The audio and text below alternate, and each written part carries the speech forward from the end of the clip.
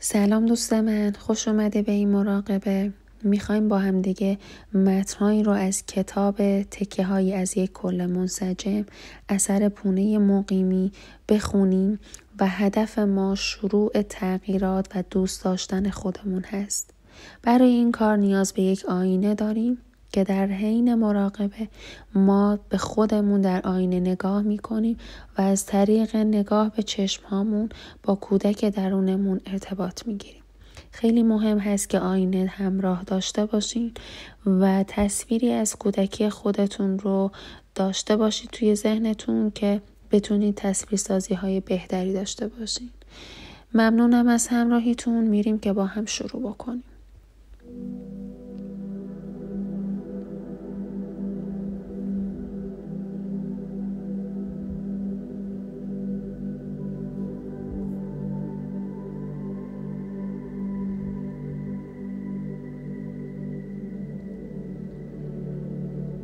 به صورت خودتون در کودکی نگاه کنید.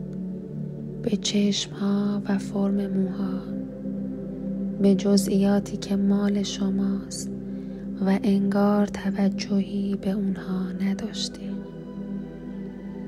رفتارها و ویژگی‌هاتون رو ببینید. سعی کنید خودتون رو حس کنید.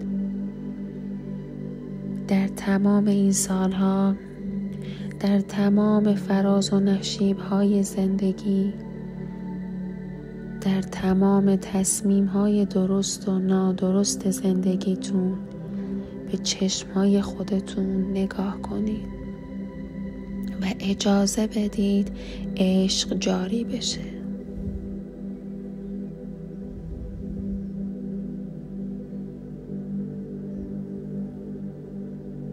در آینه به خودتون نگاه کنید.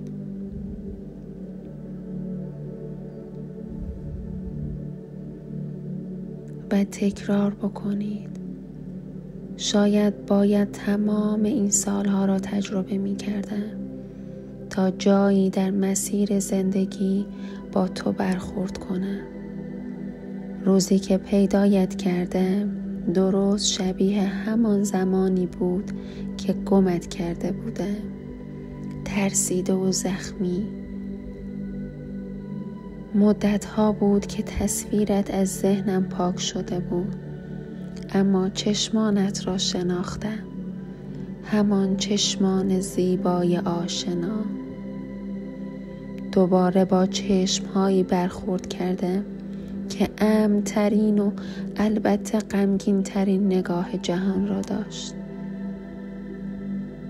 همیشه منتظرم بوده و غمگین از گمگشتگی طولانیش. به سمتت اومدم و اون لحظه تنها حسی که داشتم عشقی عمیق و بسیار قدیمی بود به تو و به وجود تو.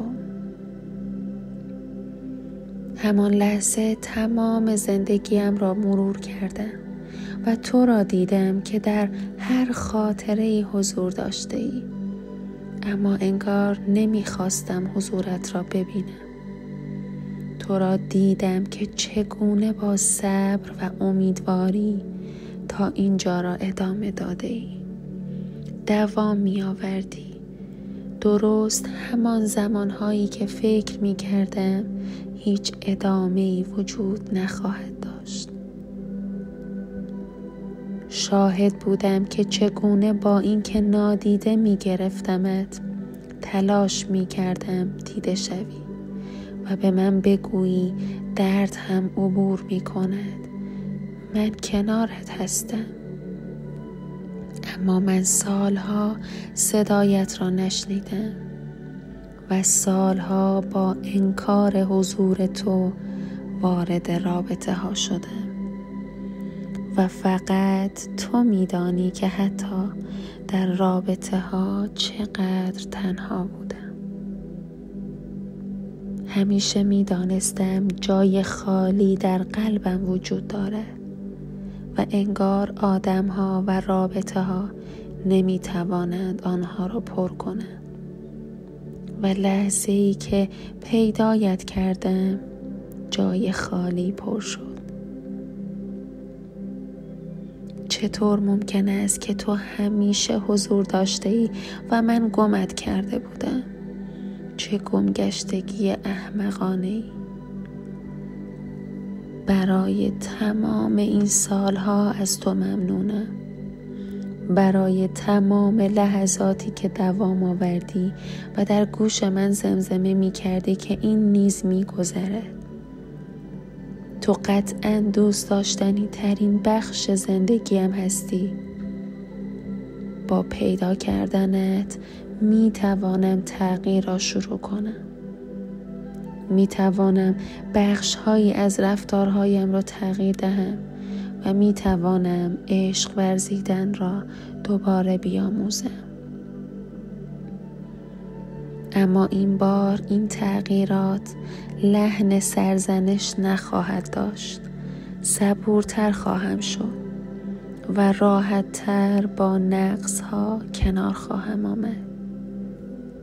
تو با تمام زخمی بودنت و با تمام گذشته‌ای که داشته‌ای و با تمام تصمیم‌ها هنوز وجود داری و خوشحالم جایی در مسیر مرور خودم و خاطراتم پیدایت کرده.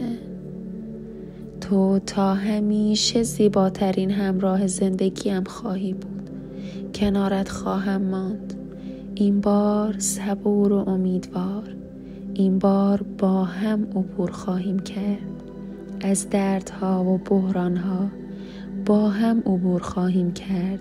از تغییراتی که لازم است انجام دهیم با هم گذر خواهیم کرد. از هر لحظه ای از این زندگی غیر قابل پیش بینی.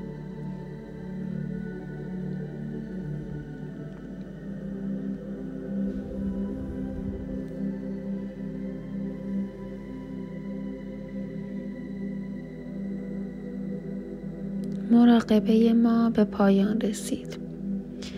میخوام از شما بپرسم که اگه بخواین با اون بخش فراموش شده خودتون حرفی بزنین بهش چی میگید؟ لطفاً براش نامه‌ای بنویسین و سعی بکنید درونتون رو درک بکنید. خیلی مهمه که بتونید این ارتباط رو برقرار بکنید. ما وقتی به خودمون نزدیک میشیم هم میتونیم خودمون رو ببخشیم هم دیگران رو.